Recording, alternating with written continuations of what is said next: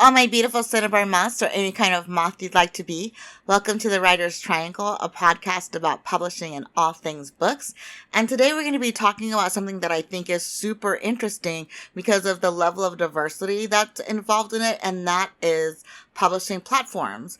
And what a publishing platforms is like Ingram Sparks, KDP, OneDrive, all of those are different publishing platforms. So basically it can be Printing Plus, any place that you can take your book to then publish it or print it and then get it distributed is what I mean when I'm talking about publishing platforms. And I was looking around and I didn't really see any discussion in the publishing space about how to pick the best one for you without it being like a super deep dive, like what you need to know before you do the deep dive kind of thing. But I did come across a really cool YouTube video that does like a tier linking of them by Paper Tiger, and I'm going to put that down in the link. So I'm not going to I'm not going to do a one by one analysis, but rather general things that you should be considering for yourself as an author or an indie press, things that you need to be aware of that could hinder the progress of your press and also hurt the distribution or searchability of your book. And that is where I want to start, is discoverability.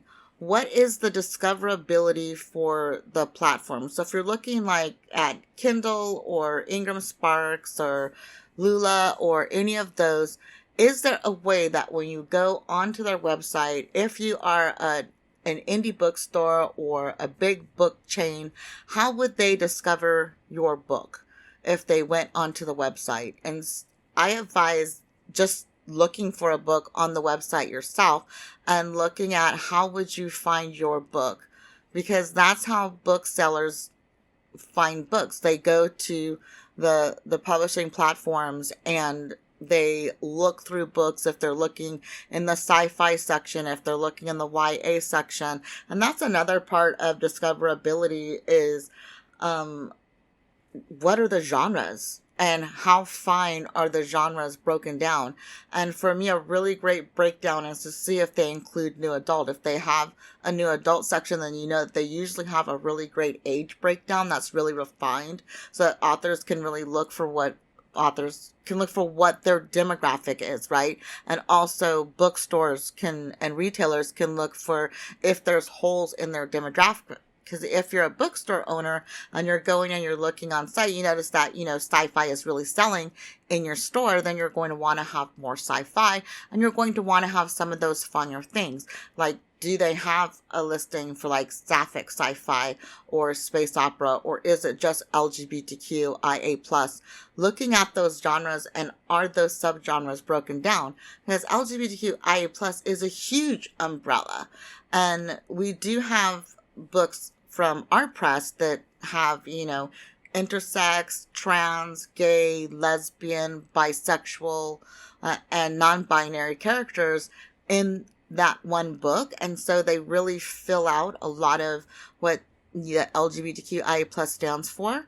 But not every book has that level of LGBTQIA+ representation in it.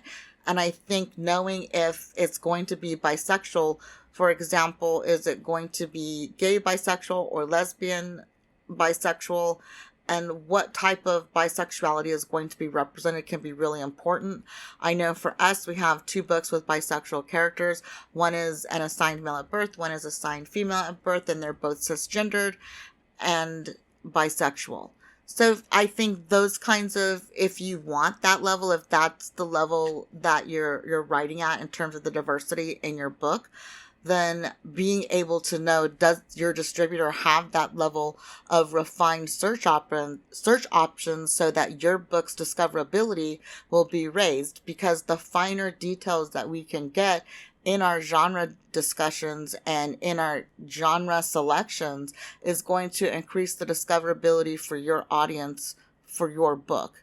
And that means all of the retailers that can, access it and that are shopping these different platforms to decide which books to carry and which books to celebrate. And when you're looking at the difference between like Barnes & Noble and KDP, really look at what are they doing in terms of supporting you once you go with their platform.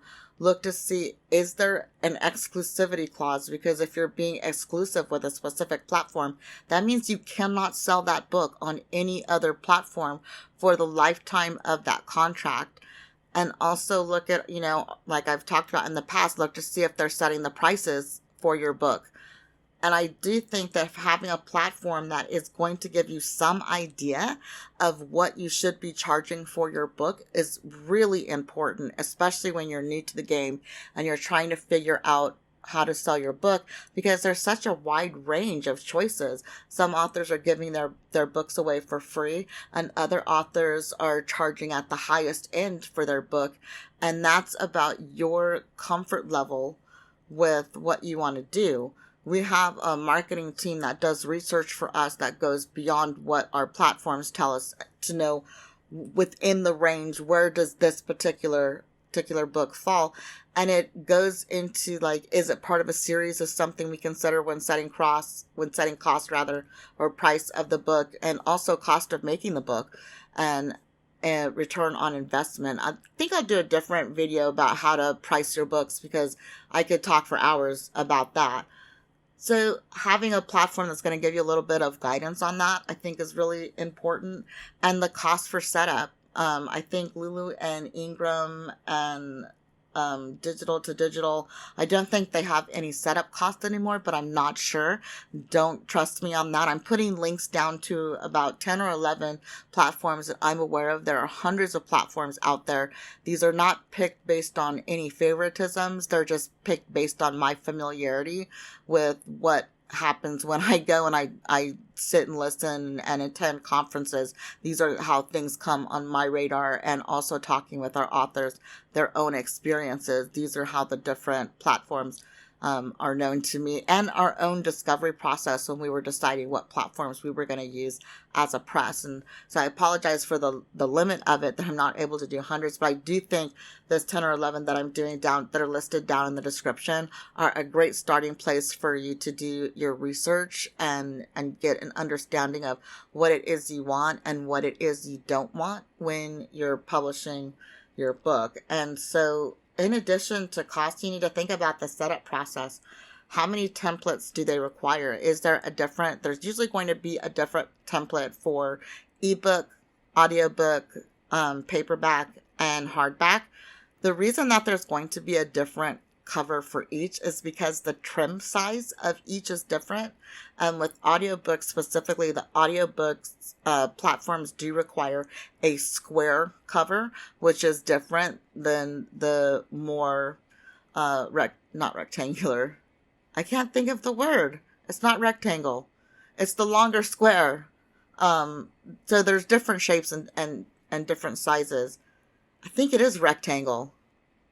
Yeah, I was confusing rectangle and triangle. Thank you, dyslexia, present of the day. So it's very interesting being in publishing and being dyslexic. It is rectangle that I'm thinking of, and I always confuse those two. So the square versus the rectangular, the elongated form of a paperback or a hardback, is different than the square. And I think there's a little bit of difference in the ebook trim size, although it is the same size as a softcover, usually the soft cover of a book.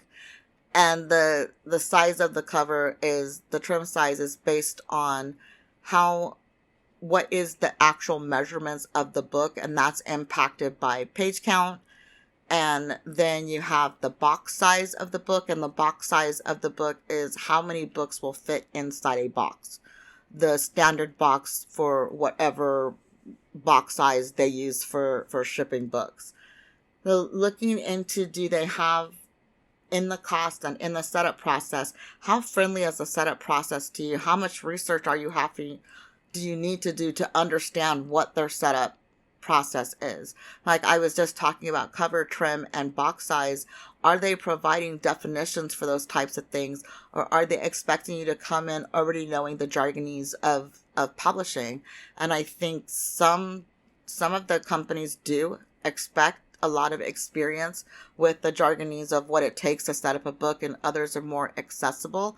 I don't know in 2023 which ones are more accessible than the others, and that's why I advise looking at Paper Tiger's video that I've linked down in the description to get more of that platform by platform breakdown on those types of things, a deeper dive. I think another big thing is looking at the types of reports available. What are they reporting on? And I know that some places with reports, and also frequency of reports, are they reporting on how many of your books are sold? Are they reporting on how your books are doing? Do they provide a daily breakdown, weekly breakdown, monthly breakdown of the sales of your book? Do they give regional breakdown for the sales of your books? Do they give information on the different formats of your books? Some places just give sales. They don't do ebook versus paperback versus hardback. Others do give for each different type of formatting of the book, whether it be audio, ebook, paper, whatever it is, what it sold, how many quantities it sold, what region of the world it's sold in, and are you wanting that level of information? Just because some provide these really deep dive reports, it may not be what you're wanting. And so really look at yourself and respect yourself and your own boundaries and your own energy, because it's great to have the information if you're going to use it. If you're not going to use the information, if it's not valuable for you, like for me, I don't find daily reporting of book sales to be beneficial for our press, because no one is checking sales every day. We have other things that we're doing, and I worry that if we were involved with, I think we could sign up for daily reports if we wanted to. I don't know. I just feel like for me that's got to be a rough way to go, I would think, energy-wise. And I'm super protective of my energy and my positivity. I think if I was looking at the sales on a daily basis, that would be so disheartening. And I look at the sales, to be honest, we don't look at the sales for every book every day or every week. We don't even do it every month. The sales that we track, our sales reports, there is a 3-month lag time on the reports that we get. And so we don't have any real-time sales information, because we also don't have the ability to change the market or react in that way. Because I don't really, and anyone who says they would know what to do based on a specific sales, based on a specific day's report, I'm not thinking so. Because what if it was just that one day and it's not the next day, and then you make all of these changes and those changes cost you the day after? So I don't really value day to day, but again, that is a deeply personal choice. Another thing to consider that's super, super important, that will completely wreck your life if you don't pay attention to it, is what country are they set up in, and what are the tax laws and implications and regulations in the country that they're set up in. So for us, we do have distribution globally, and the tax laws are regionally different. The tax laws that we work with, the two countries I'm most familiar with on a personal level are Japan and the United States, and the tax laws are night and day in terms of reporting for the business. And each country that we report in for the business affects every other country's report.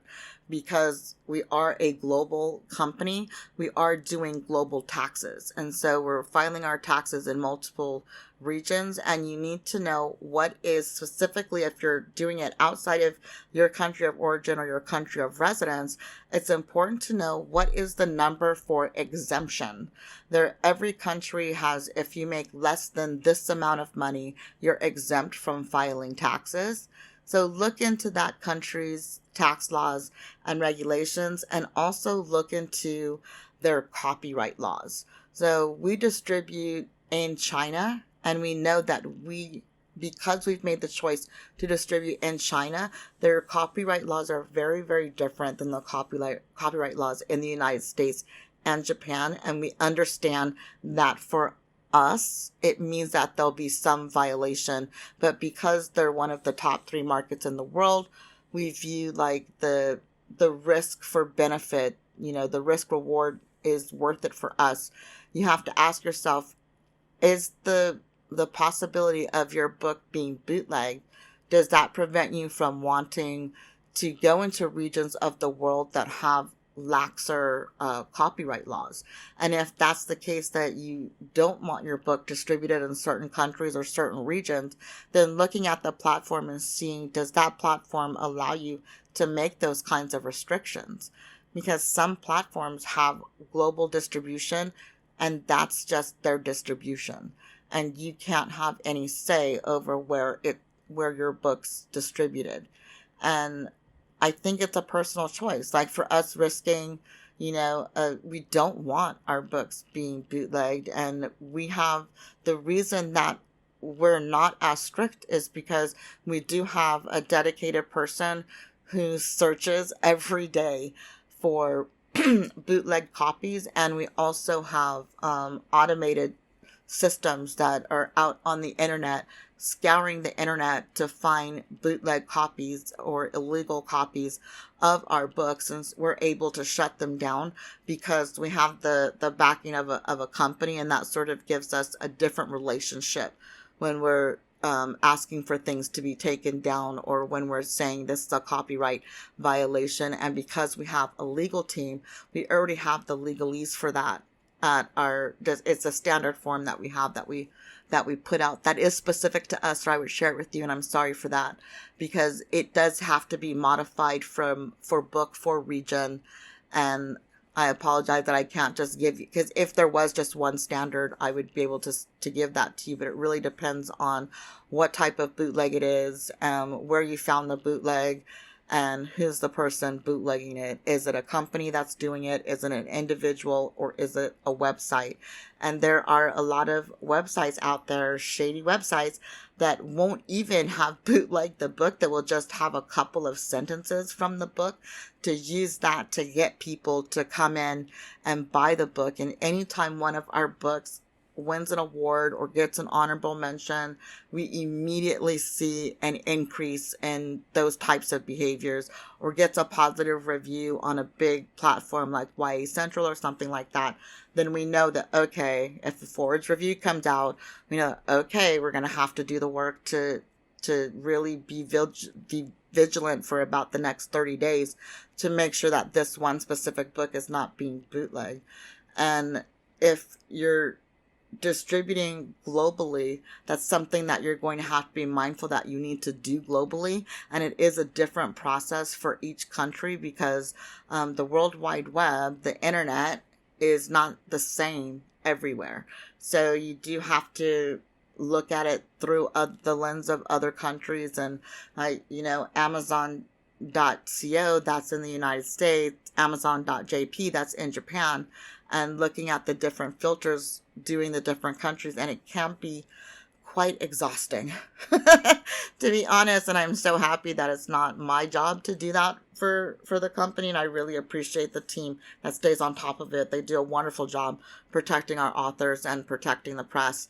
And there are days, if you see us on Twitter, and there are days that I'm tweeting about it, it's because I've had it officially, with just the number of times that we're having it. And Gracie and Zeus Live the Dream, that book, for some reason, we know it's an award-winning book for one, and it's an awesome book.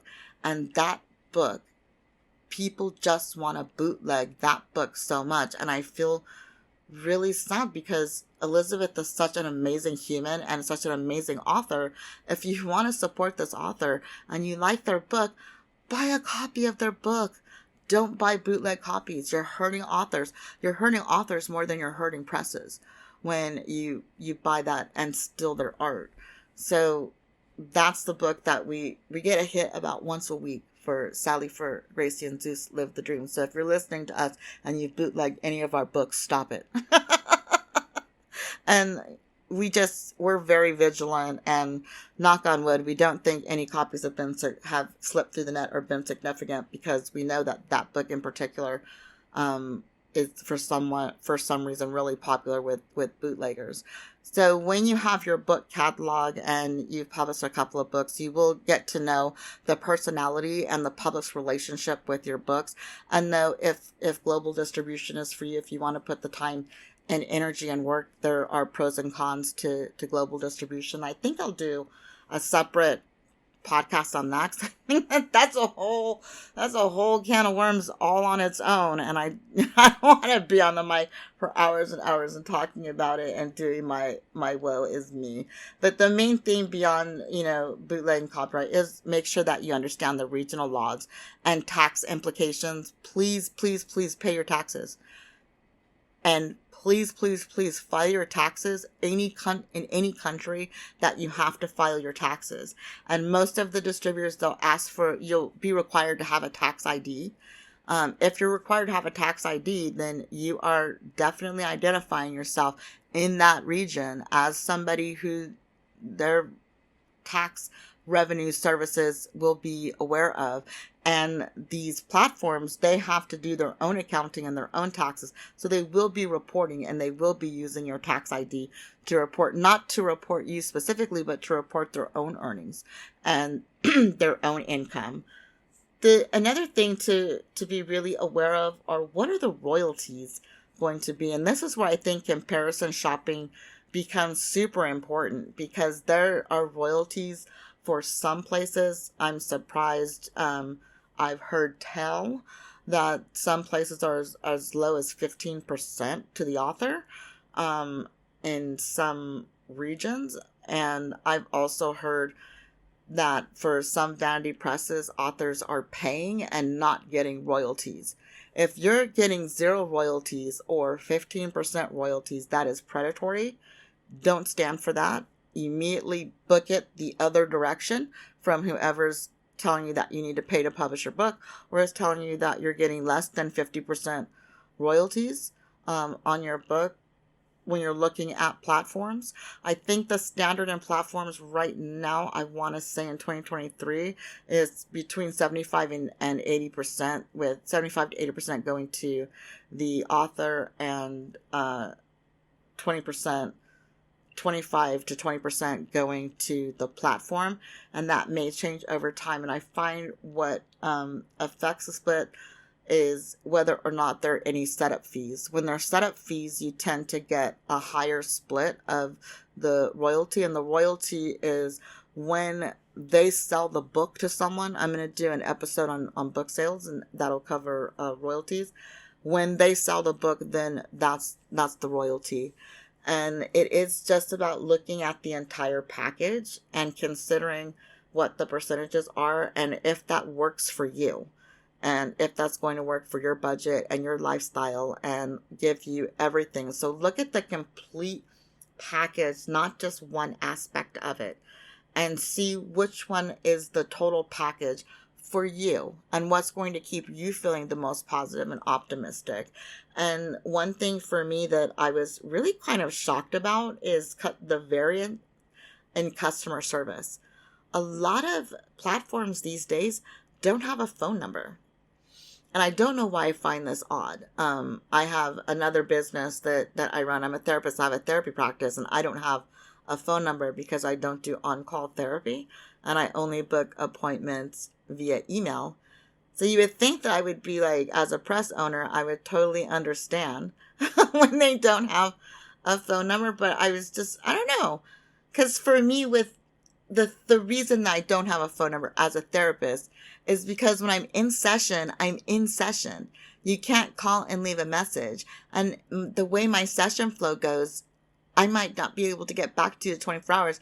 It's much faster for me to check emails in between sessions than it is for me to answer a phone call, because it's not interactive, right? I can just read it and get on and boogie with my day. And I think that a lot of these places also have that same instance. And the various platforms that we use, y'all know that we do Amazon. There's no number to call. It's all by email, and it can take us 2 or 3 weeks to resolve an issue. And we don't find that to be stressful or worrisome, because we're doing our setup, at least 4 months. In a perfect world, 6 months before the book comes out. Sometimes things happen and we're under the wire and we're at the 3 month mark when we're doing that. We try to avoid that.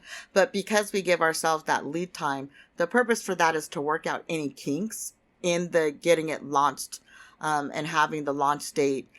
And that's something to look at with the different platforms. I know Amazon doesn't do pre-launch. And so with Amazon, we have our printer and our distributors that then do Amazon. And then once the book is launched, we let Amazon print. So for us, having that lead time, having that pre-launch time, having that pre-sale time, having that pre-order time is really important to us. And looking at, do they allow that? And will that give you pre-launch time? Because we really enjoy putting out bonus content, creating a buzz, and getting some, and also having, some ARC reviews up and on Goodreads before the launch date of the book to have people really excited about it. That's another thing to consider. And also the ability to offer specials and giveaways. Something interesting that I found is that to put a box set together of your book, of your physical book, is really, really difficult to do. And I know that for audiobooks, you can do a box set by putting your entire audiobook together and then just putting the covers in between the different books as they end and having them as one continuous book. We are able to send out box set as promotional materials, but we haven't been able to do distribution where we're doing box sets where you can buy a box set that's pre-made and available on through various retailers. And if you can find a platform that is going to do those box sets for you, they're absolutely worth their weight in gold. We do know some that do, but the way that they would do it and the level of control that we would like to have over it, there's a disconnect and a mismatch in the industry. And that's why we've kind of held off on that. And instead, we just go ahead, make our own boxes and send them out to our PR team and let everybody on the PR list enjoy that box experience. And some box companies do sell our books and include them in their boxes, but doing like a box set for a trilogy or something, I think that really is at the highest level. And usually those have the lowest royalties. So looking at what's more valuable to you is going to be so important. And for us, royalties matter a little bit more than putting together a trilogy box and having it on Amazon. Doing specials and giveaways on Amazon, you can do it, but be aware that on Amazon specifically, you have to do it for 30 days. Barnes & Noble's a little bit trickier. The way that we negotiated our deal with Barnes & Noble is that we're not us as a press, we're not able to go in and do something different than what the corporation Barnes & Noble wants to do. The same with Walmart. And the reason that we did is because we have a business agreement with them. We're not doing an individual agreement with them. And I think if you go in as an individual, and I think that you'll have more wiggle room because we do give them permission to do certain things with our books. And that has them buy more of our books. And we're purely in a volume business. So anything we can do that increases the volume of books that we sell and the willingness of retailers to put our books in their stores and put our books on their websites, that's our primary focus. And I don't think that has to be your focus as an indie author or your focus as a press. Presentation matters, and feeling good about the way you're presenting and feeling positively about your relationship with your platform and your distribution and feeling good and feeling like, yes, this is how I want my art represented in the world. That should be the thing that you lead with. We're a business and we love every single one of our books and they're all our little babies, but not as much as it is for an author. And any author we sign, we do talk to them about our marketing plan and we do talk about what we will and won't do for the book. so that they can know, are we the full fantasy? Because it may be that we're not the full fantasy, because we're not going to do something that they would do on their own. And that is completely okay. Because at the end of the day, as an author, you need to feel as confidently as you can that you represented yourself in the best way that's going to make you happiest. And yeah, so when you're looking at different platforms, and there'll be all kinds of resources linked down in the description, please check those out. And remember, your happiness matters as an author, and your choices are just that, your choices. So I want to thank all of our beautiful Cinnabar moths for listening. And you don't have to be a moth. You can even be a butterfly. But I'm not Mariah Carey. I'm not trying to bite her rhyme. And I'll talk to you next week. Bye.